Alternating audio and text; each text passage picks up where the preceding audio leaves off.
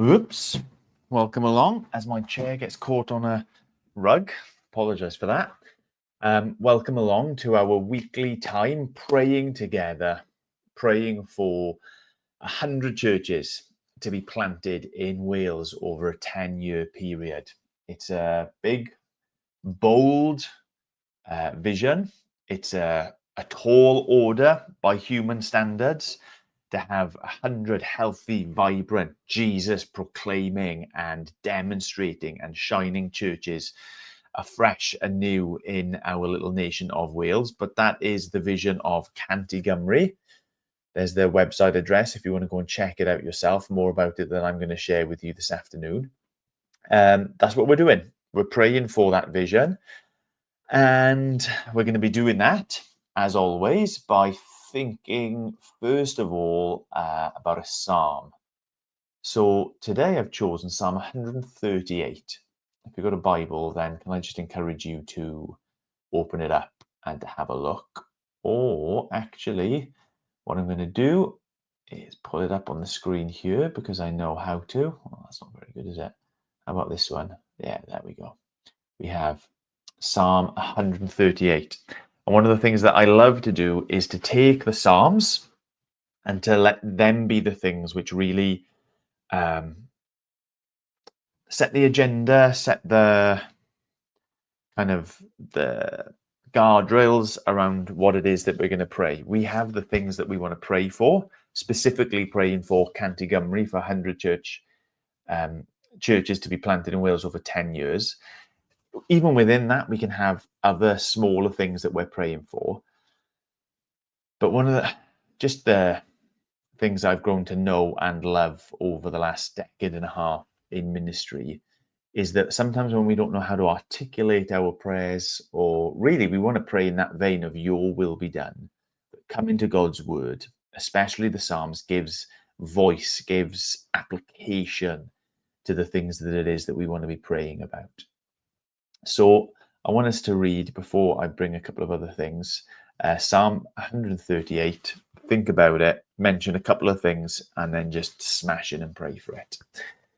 Psalm 138 says this: I will praise you, Lord, with all my heart. Before the gods, I will sing your praise. I will bow down towards your holy temple, and I will praise your name for your unfailing love and your faithfulness. For you have so exalted your solemn decree that it surpasses your fame. When I called, you answered me, and you greatly emboldened me. May all the kings of the earth praise you, Lord, when they hear what you have decreed. May they sing of the ways of the Lord, for the glory of the Lord is great. Though the Lord is exalted, he looks kindly on the lowly. Though lofty, he sees them from afar. Though I walk in the midst of trouble, you preserve my life. You stretch out your hand against the anger of my foes, and with your right hand you save me. The Lord will vindicate me. Your love, Lord, endures forever. Do not abandon the works of your hands. And just to pull out a couple of things and thoughts here. Sometimes when we speak about the state of the church in Wales, it can come across as doom and gloom. When we speak about the state of the nation of Wales, and I've done it on these recordings or these streams rather, where I've said, it's a barren land, it's a dry land, it's a dark place spiritually, we're so far from God, and so on and so forth, and so on and so forth. But I love how David begins this psalm. There are other places he goes for lament, but I love how he starts this: I will praise you, Lord, with all my heart. I will bow down to you and praise your name. There is this unfailing love that you give. There is this faithfulness. There is this promise that you give that is just worth my glorying in, my basking in, my lifting up and making much of with my voice. So I think one of the things that this psalm informs us now as we come to praise together is that it needn't be this doom and gloom. Lord, when will you act? How will you act? In what ways will you intervene? But that we have a God whose love continues.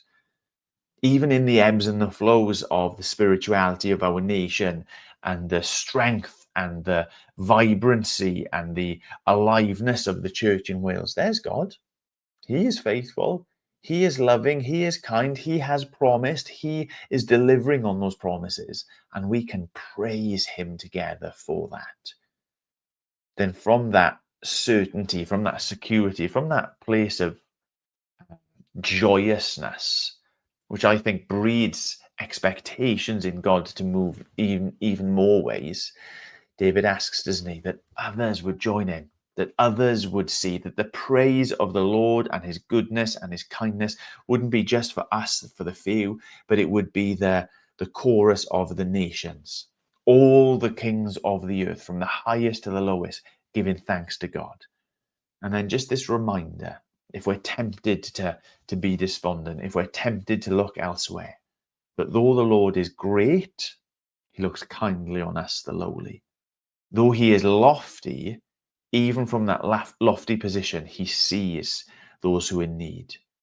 That we may be walking in the midst of trouble, but he is the one who preserves. He is the one who tends. He is the one who gives life and growth and vibrancy to those who need it. So as we think about praying for Cantigymru, let's pray in this direction with that sense of thankfulness. God is at work. God has been at work. God will be at work. We have his love. We have his faithfulness. We have his promises. And they prompt us to be excited and expectant for the multiplication of his praise in our land. And that nothing is too small. No hamlet, no village, no town, no city, no nation such as Wales is too small to be looked on kindly by God. That even in the midst of difficulties, he reaches out, he saves, he provides, because his love endures forever. So I also wanted, then, before we actually go directly into prayer, let me just share with you a different screen. Just something for Cantigymru.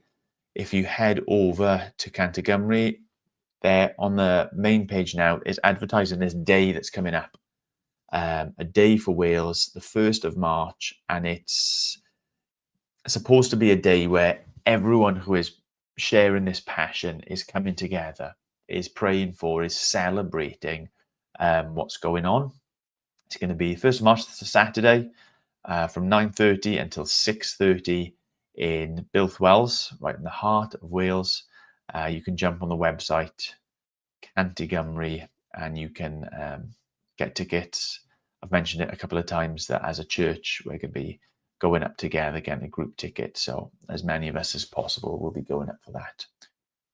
Okay, sometimes I can speak too much and pray too little. So let's just go to the Lord and let's seek him and his kindness for this exciting and bold vision of Jesus being experienced and Jesus being cherished in our land more and more. Lord God, we do celebrate you this afternoon, that however we might trace the history of spirituality in Wales, however we might trace the vibrancy and the strength and the size of the church across Wales, we have a long history of your love, of your kindness, of your faithfulness, of your activity in people, in this place, in this nation. That your promise to build your church, your promise to never leave us nor forsake us, your expressed desire for the salvation of all, Lord God, we've got that history. And we give thanks for that because we stand on this end of it. We stand as products and the fruit of that history, of you, Lord God, seeing from afar, seeing from on high, seeing in the midst of trouble and opposition and being active. We glorify you, Lord God. We give thanks to you for that. We think about our present circumstance, Lord, of how things are difficult, of how we are outnumbered, of how there is apathy reigning and hostility in many ways, of how churches have shrunk, of how congregations have closed, of how buildings remain as these, in some ways, scars in our towns, where there are empty promises, humanly speaking, where there are uncomfortable memories, where there are symbols of decline and death, when your people, the church, are supposed to be a symbol of life and hope and joy. Lord, we ask that in the midst of our present situation, safe in the knowledge that you are a God whose love does not fail, it does not flounder, but it flourishes. We ask that we would know the fruit of your kindness, that we would know the strength of your arm, that we would know your nearness in spite of our lowliness. If I can put it like this, Lord God, in Wales there are so many kings, so many powers, so many places that we turn to as our champions. Lord God, I pray that you would do a work in our land where all of those kings would join with us and acknowledge you as the King. There are so many who are ignorant of Jesus. There are so many who are opposed to Jesus, the grace that is ours through his life, his death, and resurrection. There is such hardness of heart and blindness of eyes, Lord God, and we ask that you would miraculously intervene. We've mentioned over the last couple of weeks and months the stories of those who have been so captured by, so convinced by your kindness and your grace and your love that is sent them out, Lord God, to be your people in dark places, to be your salt in saltless places. Lord, we pray for them.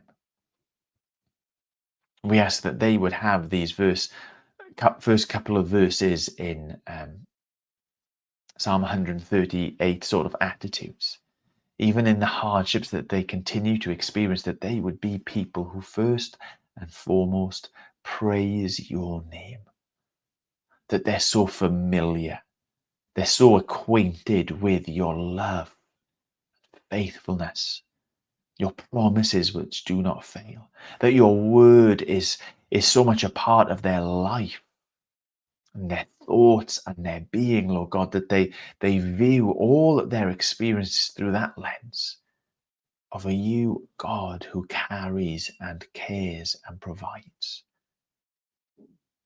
Lord, I want to pray for this day for Wales. I want to pray for March the 1st. The opportunity it is for us from all corners, all chapters of your church in Wales to come together. We were thinking about this last week, in unity. Come together with this one purpose, this one vision, to have your glory and your praise, the volume of it to be turned up in our nation.